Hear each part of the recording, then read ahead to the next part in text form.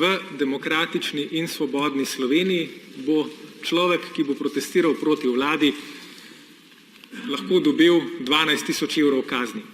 To ni več niti svoboda, niti demokracija, niti vladavina prava. Veste, kaj je vladavina prava? Da so pravila jasna, preprosta, trajna in vnaprej znana. Vi pa tukaj 6. protikoronskim paketom uvajate nek režim, kjer se dobesedno vse spreminja vsak teden. A mi zna kdo povedati, koliko ustave trenutno še velja v Sloveniji? 50%, 20%, mogoče 10%. Pa saj so nam vse temeljne pravice, ki nam jih Ustava Republike Slovenije garantira, kršene ali pa odrekane. In zdaj boste prepovedali svobodno besedo in proteste.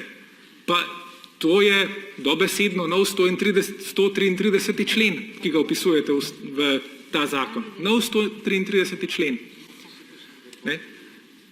Verbalni delikt, če hočete.